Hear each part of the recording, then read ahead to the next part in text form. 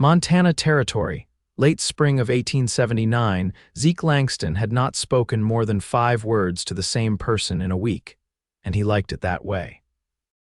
He was repairing the fence on the north side of his ranch when the wagon showed up out of nowhere, small and dusty and leaning to one side like it had been stitched together by desperation. The horses were thin, barely holding steady. One wheel groaned like it might snap. A woman was driving.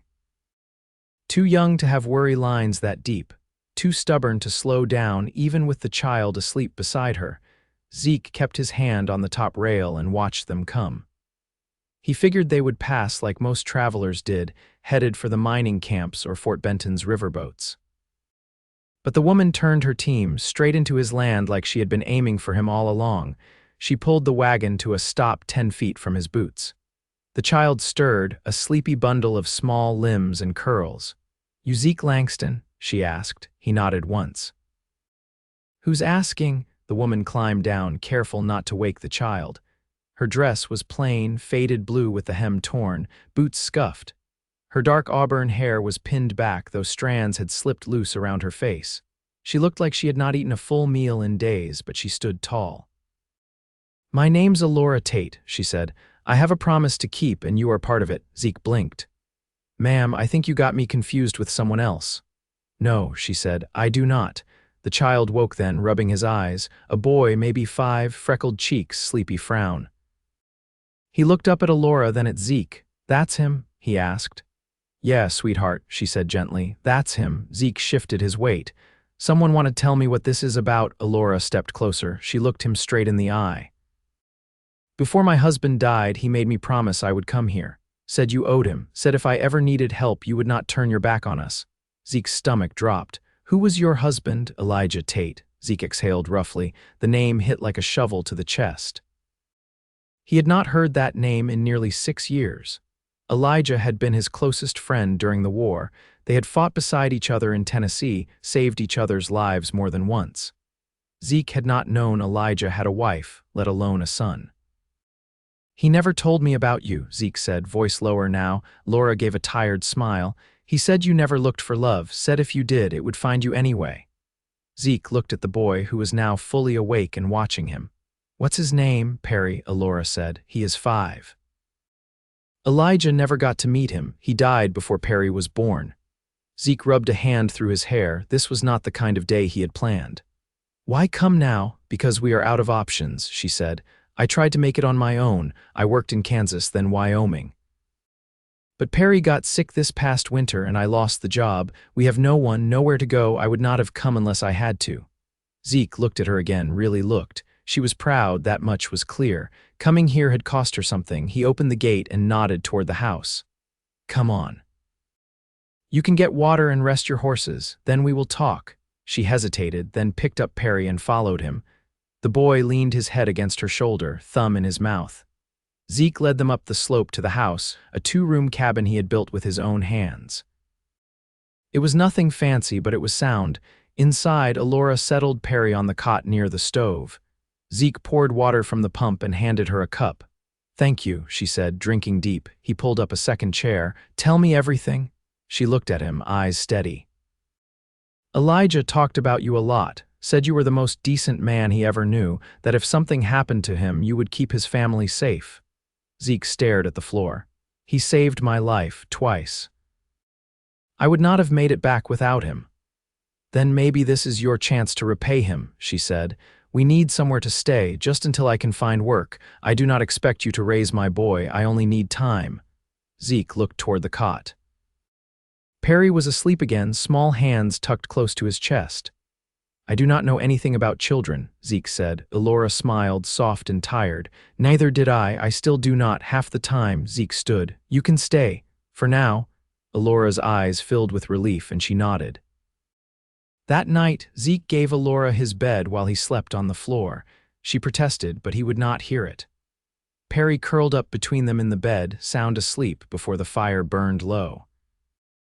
Zeke lay on the floor, staring at the ceiling, listening to the quiet breathing of a woman and child he had never expected. He had not looked for love, never thought he needed it, but something had shifted when Elora spoke his name. Something rose deep in his chest when Perry reached for her hand. A promise had been made, and Zeke Langston never broke a promise. The next morning came with a sky streaked in pale gold and the sweet smell of dew on the grass.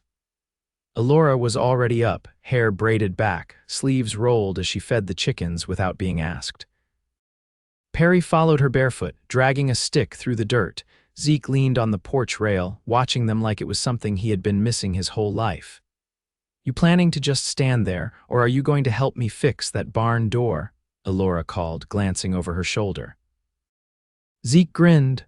"Bossy already," she laughed. It was the first time he had heard it, soft, warm. It settled something in his chest.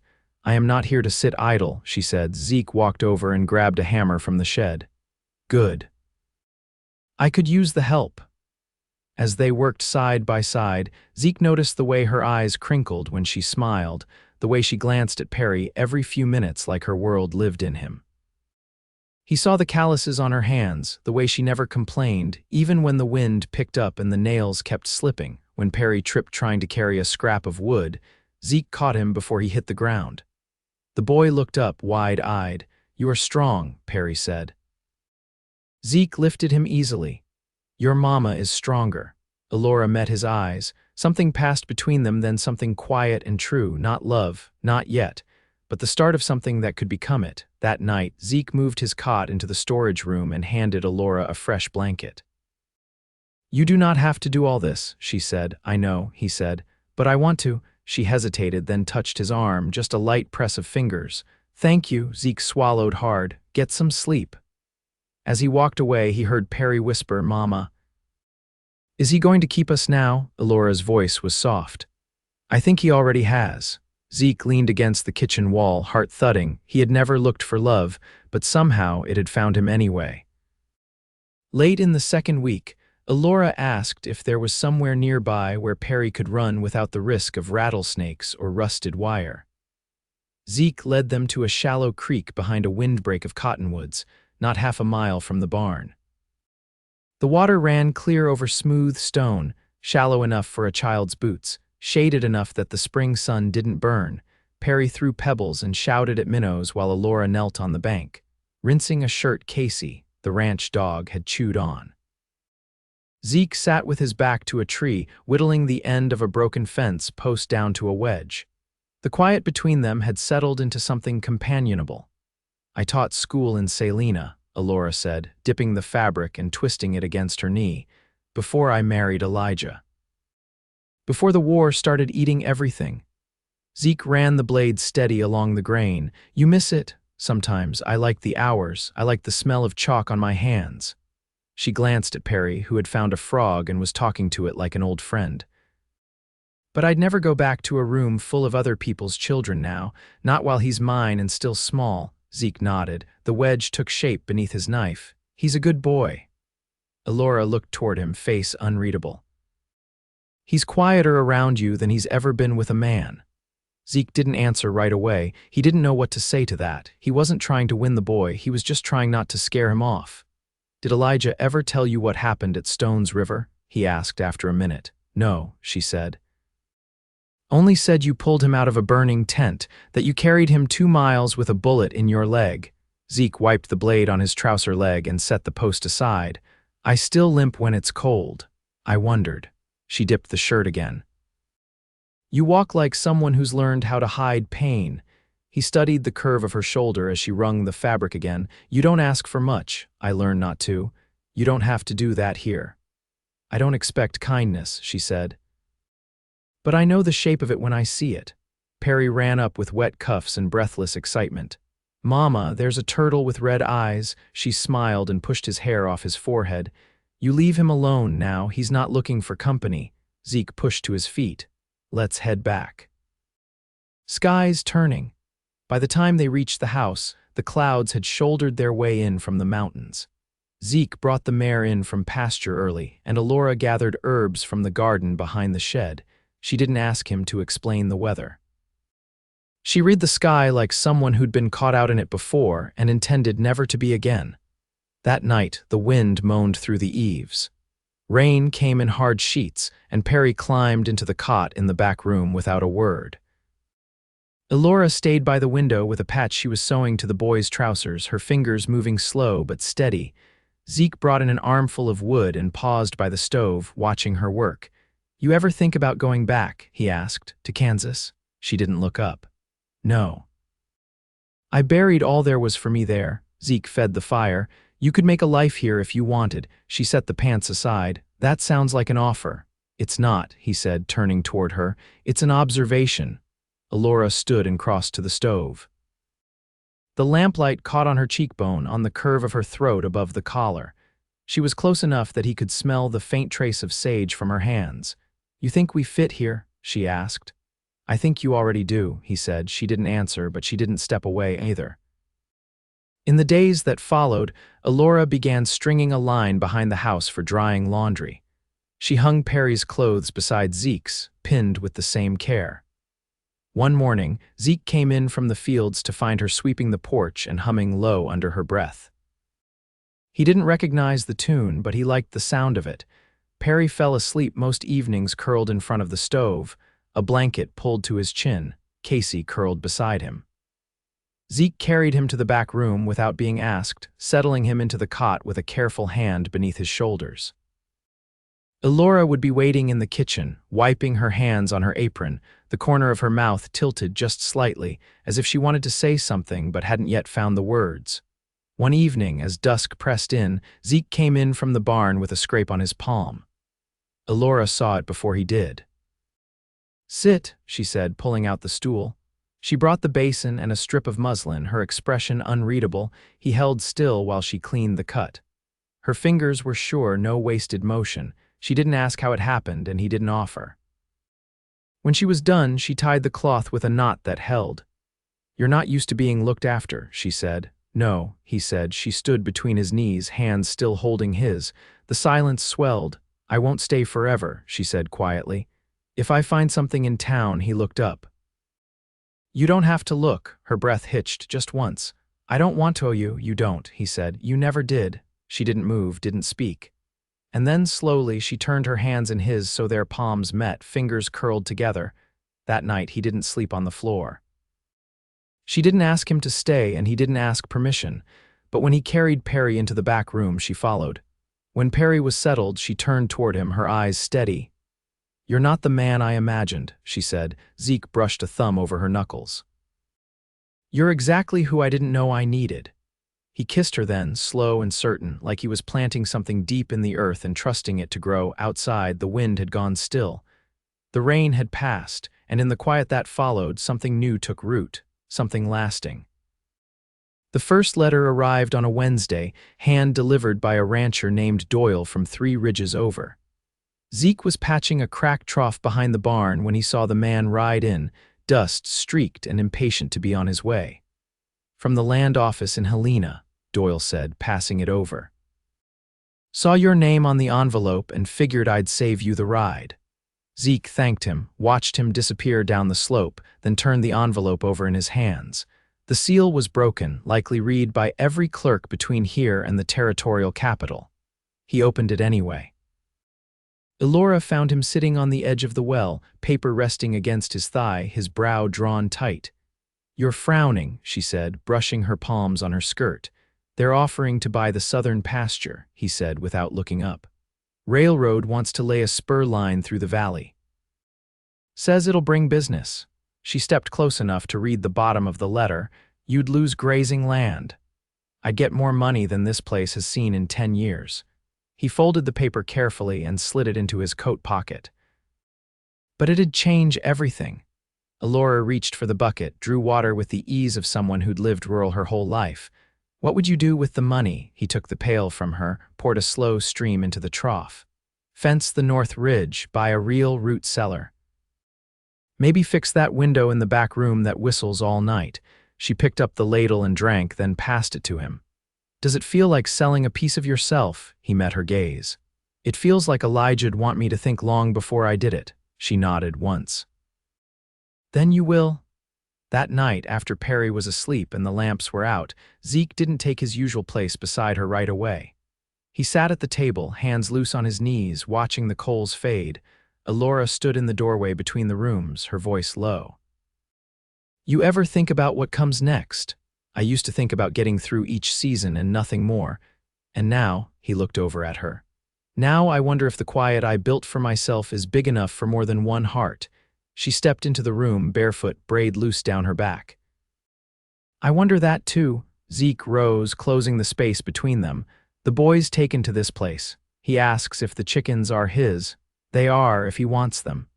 She touched his chest, just above the row of buttons, and me, he put his hand gently over hers. You're not a guest anymore, Elora. She leaned in, her forehead brushing his. Then don't treat me like one. They didn't speak more that night. They didn't need to. The days grew longer, the sun higher in the sky. Perry began carving names into fence posts with the small knife Zeke gave him, spelling out hen and cow in crooked letters. Elora planted squash and beans behind the shed, tying string between stakes with a kind of quiet hope Zeke hadn't seen before. One morning she came in from the garden with dirt on her arms and a look in her eyes he hadn't seen. There's someone in the back field, she said. On a bay mare, watching. Zeke stepped outside, shielding his eyes. A man sat at the edge of the rye, clean coat, broad hat, mustache sharp as a tack. He raised a hand in greeting but didn't dismount. Zeke walked out to him, boots slicing through the wet grass. You Langston? The man asked. I am. I'm from the surveyors. Railroad sent me to walk the boundary. You're 2 weeks ahead of the letter, the man shrugged. Figured I'd see the land myself. Zeke crossed his arms. Nothing's decided. You'll want to think on it. Land like this won't stay quiet long. Zeke didn't reply. The man tipped his hat and turned his mare, riding back toward the main road, dust curling behind him like a warning. That evening, Elora didn't ask what was said. She cooked with a steadiness that came from years of feeding others before herself. Zeke watched her set the table, watched Perry offer to say grace for the first time. Bless the chickens and the beans and Mr. Langston's horse, the boy said, eyes squeezed shut. Elora smiled into the damp folds of her apron. Zeke bowed his head, something tight and warm in his chest. Later, while Perry slept under the quilt Elora had pieced together from old shirts and flour sacks, Zeke sat on the porch steps with her beside him. The moon hung low and the wind had fallen still. You ever think you'd end up here? He asked. She stared out across the pasture. I thought I'd be a widow in Kansas, working until my hands gave out. And now, I'm thinking about where to put a clothesline that doesn't flap against the window, he chuckled. North side's clear. She leaned her shoulder into his. You're softer than you were when we came. He traced the back of her hand with his thumb. You made room for me to be. They sat in the hush, the night stretching wide around them, no more promises owed, no more debts unpaid. Only the slow, certain shaping of a life they hadn't known they needed until it was already theirs. The first frost came early. Thin and pale and harmless to the eye, but it left a brittle film across the water barrels and curled the edges of the squash leaves before dawn had fully broken. Zeke stood on the porch, mug warming his hands, watching the grass stiffen under blue-gray light. Inside, Elora moved with a quiet rhythm, folding clothes near the stove while Perry sat cross-legged on the floor, arranging small stones into circles and lines like he was building a town of his own. Zeke stepped back in and hung his coat.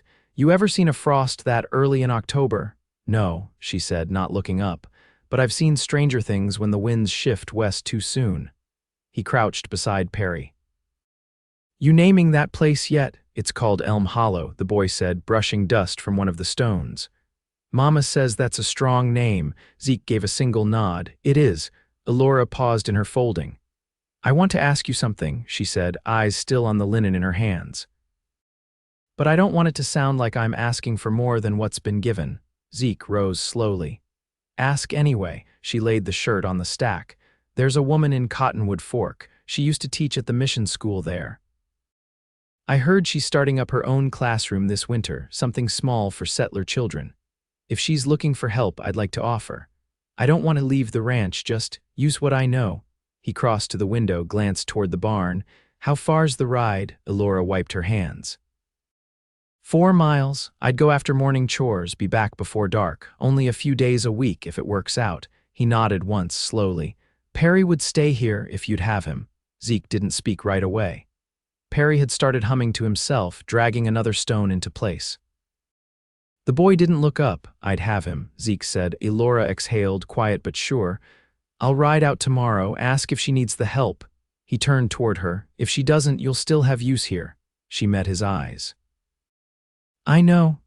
That night, while Perry slept curled against Casey, Elora stepped out to the porch where Zeke was mending a bridle strap under the lantern. She carried a jar of mulled cider, the scent of cloves sharp in the cold. Your hands are too cold for that leather, she said, setting the jar beside him. He flexed his fingers. Not too cold to notice when something's done right. She sat on the top step, wool shawl wrapped tight. I haven't taught in nearly 7 years. You still carry yourself like someone who remembers how, he said, tying off the last knot. She traced a finger along the wood grain of the step. You ever think about what you'd be doing if the war hadn't happened? He leaned back, gaze tilted to the stars. Maybe I'd be further south. Raising cattle with my brother, he had a claim near Wichita before the fever took him. I didn't know you had a brother, older by 3 years. Always had a better head for figures. I took to the land, he took to books. She tilted her head. You ever write to his widow? She passed too, same spring. Their boy went to live with an uncle in Missouri. I haven't heard since. She reached over, touched the edge of his sleeve. I'm sorry. He looked at her, slow and steady. You remind me of the kind of woman my brother would have trusted. Practical, strong-willed, not afraid to speak plain. I've had to be, she said, after Elijah. There wasn't much space to grieve with a child on my hip and no one to carry the rest. Zeke nodded. Grief doesn't wait for convenience. Her hand stayed there, just lightly brushing his coat. I'm not asking for anything to change all at once, but I think we're building something. Slow and sure. He looked at her hand, then at her face. I'm not in a hurry, I just want it to be real. It already is, she said. The next morning, Elora saddled the mare while Perry helped Zeke gather eggs. She wore Elijah's old duster over her dress, sleeves rolled to the elbows, and carried a wrapped biscuit in her pocket in case the ride stretched longer than expected. Before she mounted, she crouched beside Perry and pressed a kiss to his curls. Mind your manners, she said. And don't chase Casey with that stick. I won't, the boy said, already eyeing the chicken coop. She turned to Zeke. If she says no, I'll be back before noon. If she says yes, don't rush the ride back. She nodded, then swung into the saddle with practiced ease. The horse moved into a slow trot, hooves muffled by the frost-hardened ground. Zeke watched until she disappeared over the ridge. Perry tugged at his pant leg. Can we go to the creek? After chores, Zeke said. The boy nodded solemnly, like he'd expected as much. They fed the livestock, set a new salt lick, and patched a lean-to wall where the wind had peeled a plank. Perry stayed close, asking about every tool and board. By the time the sun was high, he'd managed to hammer a nail almost straight. Elora returned near dusk, dust-streaked and smiling faintly. She wants the help, she said when she dismounted. Zeke took the reins. That mean you start next week, Monday. She glanced toward the house where a curl of smoke rose from the chimney. I told her I'd bring a lesson for the little ones on stories from the old world. She said no one's read to them in months. You'll change that. I hope so. That night, after Perry was settled and the lantern trimmed low, Zeke pulled a bundle from behind the stove.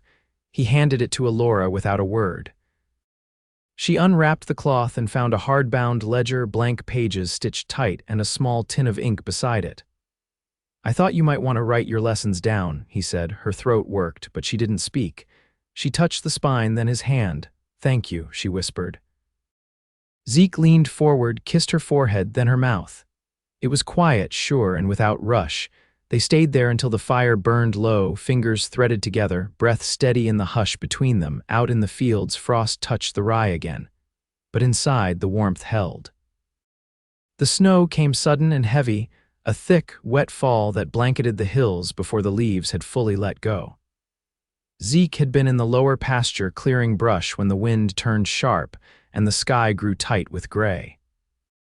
By the time he made it back to the house, Perry was standing at the window with both hands pressed to the glass, breath fogging the pain. Does it always come this fast? Elora asked, kneeling to wrap twine around the base of the door. Not always, Zeke said, shaking snow from his hat. But when it does, it stays. She tucked the twine behind the jam and stood, brushing her palms on her apron. I'll need to ride to Cottonwood Fork tomorrow. If I don't bring the week's lessons, there won't be another chance before the pass ices over. He unbuckled his coat. You won't make it far in this. I have to try. I promised her I'd come. Zeke looked out the window where the snow had begun to drift against the fence line. The wind had a low, steady push to it, like it meant to keep coming. I'll ride with you, he said. She hesitated. Perry can stay with Doyle's wife, Zeke said. They've got the stove going and extra hands. I'll bring him now before it gets worse. By dusk, Perry was settled with a warm plate in his lap and two girls from the Doyle place already showing him how to play checkers. Zeke returned with his collar stiff from the cold and Elora waiting at the stove, a wrapped parcel on the table beside her. It's not just lessons, she said, watching him shrug off his coat. The woman who runs the school, her name is Etta. She's asked if I'd consider staying on through spring. Zeke looked at her, then at the parcel. That what you want? Elora nodded. I do, but I told her I wouldn't leave the ranch. He stepped closer, voice low. So you're asking me to make it work? I'm asking if we can build something that holds both. He reached for her hand. We already have. Next morning, they left before full light. The mare moved steady through the snow, hooves muffled, breath steaming. Elora rode ahead with the parcel strapped behind her saddle, Zeke beside her on the gelding, watching the road for ice. At the halfway point, they stopped beside a line of bare cottonwoods. Zeke passed her a strip of dried apple and a swallow from his flask. You ever think about marrying again? He asked without looking at her. I did, she said, but not as a plan, as a hope. He nodded, thoughtful. And you? She asked. I used to think it wasn't for me. Then you arrived with a boy and a wagon held together with rope, and I started hoping too. The wind tugged at her braid. She reached out, took his gloved hand in hers. I don't need a paper from the courthouse, Zeke. But I would stand beside you in that church in Cottonwood Fork if you asked. He smiled, slow and quiet. Then I will. They reached the schoolhouse just as the sun broke through the clouds, the light turning the snow to silver. Etta met them at the steps, arms crossed tight, but her stern face softened when Elora handed over the parcel. Good, Etta said. I was about to send someone riding. Zeke waited outside while Elora went in. He paced the edge of the yard, watching the wind shift the snow across the porch slats. She emerged not long after, cheeks bright, eyes steady. She says I can bring Perry next week, she said. Says he's ready. Zeke helped her back into the saddle. He'll do just fine. They rode home in silence, but it was a full silence, not an empty one. When the house came into view again, chimney smoking steady, Zeke reached for her hand as they rode. Inside, they hung their coats to dry and fed the stove.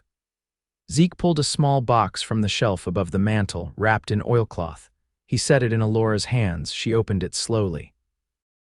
Inside lay her mother's brooch, the one she'd once described to him during a night when the wind had howled against the shutters, and she'd spoken of things long buried. A simple circle of brass with a single pale stone in the center. It had been pawned after Elijah's death, the first of many things she'd had to let go. Zeke had tracked it down weeks ago without telling her. She stared at it, then at him. How did you?